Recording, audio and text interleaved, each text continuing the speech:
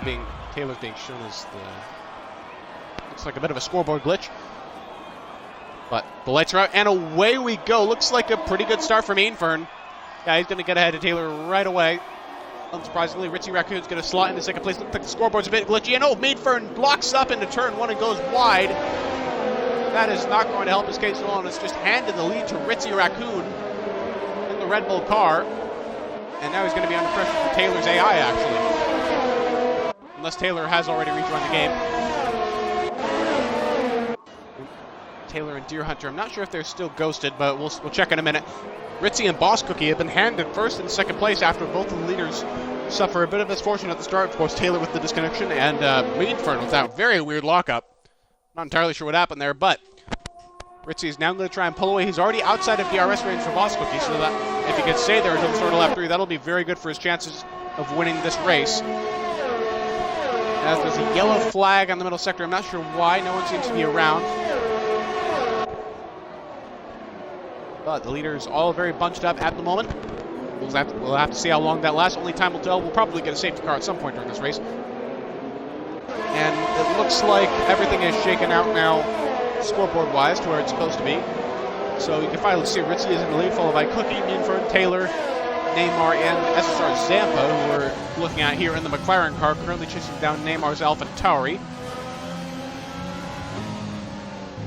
Zampa, currently a Tier 4 driver as well, so not quite the pace of a Tier 1 driver like Neymar, but he does have a faster car. So it should be a somewhat interesting matchup here between Neymar and Zampa. It's mostly rise to the top, although there are some exceptions. For example, Neymar is demonstrably faster than Zampa. He is in a higher tier normally, but he is in a slightly slower car. And a spin from Zampa.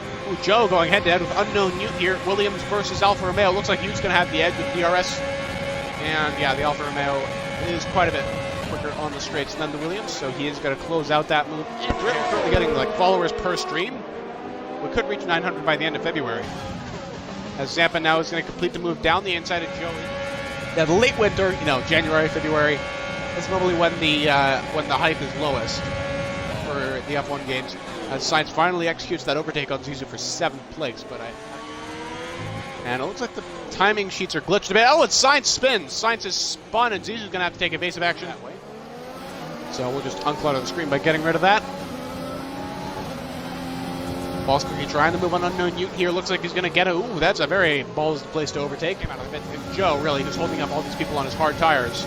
But it looks like Boss Cookie is going to get by this time around. Yes, he is. He's alongside. Is Joe going to fight it? No, he's not. He's going to slot him behind very nicely. Oh, a little contact right there in the middle of the hairpin, and that's actually going to let Joe back pass. So Joe a little bit too reckless on the brakes, and that's going to hurt him for the rest of the sector. Looks like BRL Ardell is going to be the next lucky one to get past him. And indeed, Ardell utilizing the slipstream. You can already see he's gaining ground. DRS open. Joe does not have the luxury of the opening in the rear wing this time around, and the Renault is going to get past now. Despite being on much older tires, Joe has a little bit of momentum. I'm not sure what's happened to Ardell. Doesn't have any front wing damage, but Joe is going for it. He is fighting here into the hairpin. Really aggressive, and that was a questionable tactic actually from Joe. They didn't go side by side there. Joe going a little bit wider than you'd think he might in that situation, and he seems to have forced Ardell off the track. He doesn't have the tools to keep 5th place. Older tires, worse car. Now Zizou's on the attack. He could kill 2 birds in 1 corner here. Ardell going very defensive, but Zizou going even further to the left, and it's going to be 3 wide into the hairpin. Oh, Zizou just outbraked himself there. He's in the fastest car and the fastest tire. So, of course, he's going to be super fast in terms of 1-lap pace. And Taylor around the outside in the 3rd sector. What was that? I'm not sure if Mainfern made a mistake there, but wow. Joe, again, managing his battery very well, but he's got to run. Sainz has a run on the outside. Joe's going to go defensive. Almost clears him before turn 6, but Joe breaks very late indeed. And Sainz is forced to cut the chicane, and he gets a 5-second time penalty. Outbreaking himself there, but now that's going to leave Joe open to Zampa. And the McLaren gets past the Williams for P8. So let's go back up the order, meanwhile, to the battle between Zizou and Ardell, now 5th place. He's going to try and move down the outside of turn one. Look at this, side by side, bit of contact, and they're both going to lose a lot of momentum there. Wow. And Sainz is now going to get into this battle. They really slowed each other down there into turn number one, and now Sainz is right on the back of him. He could be in the same position as Zizou was a few laps ago, potentially getting two birds with one corner here on the back straight. Zizou lines up another move down the inside. Ardell breaks late. Ardell's going to defend. There's contact again, and Sainz is going to slip through. Sainz is going to slip through on the inside. Twice the two made contact. The Renault on the racing point, and now the Ferrari is taking advantage.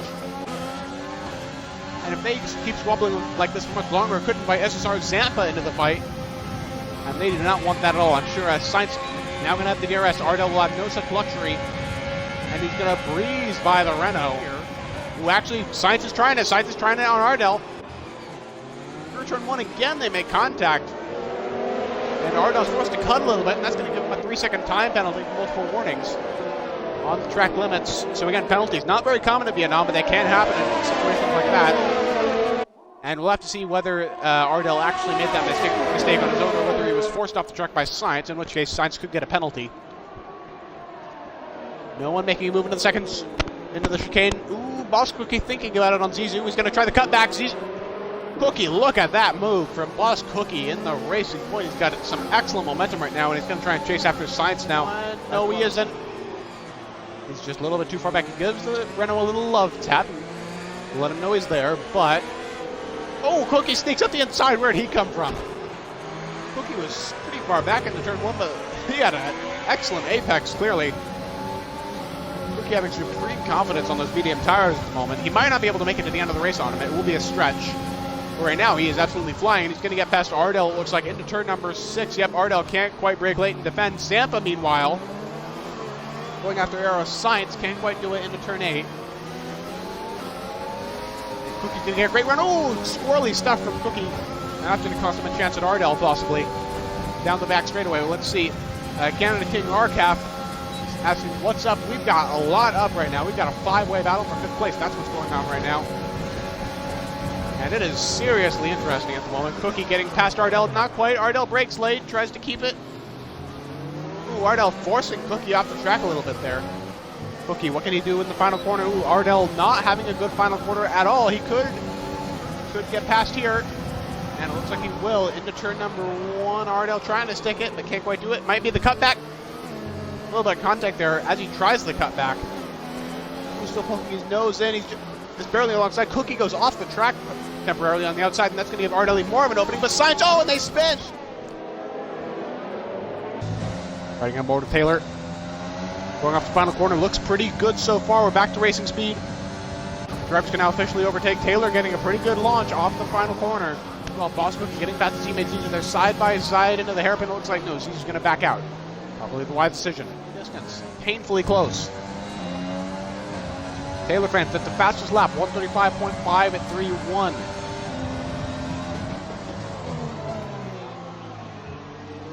Ritzy's so close to the back of this target. Can't quite do it though. It looks like Taylor's going to run away with this win. Unless he makes a major mistake in this last lap of the race. Mean for having a pretty good first sector. Ritzy falling behind ever so slightly out of turns 3 and 4. Cheese now gets a further 5-second time penalty for pit lane speeding, and he retires from the race right at the end. He will still be classified, though, because anyone who covers 90% of the race distance is considered a finisher.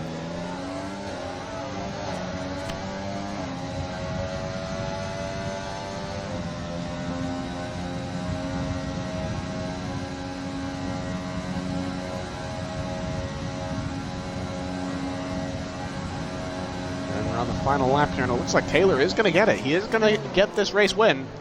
Now let's take a look at penalties.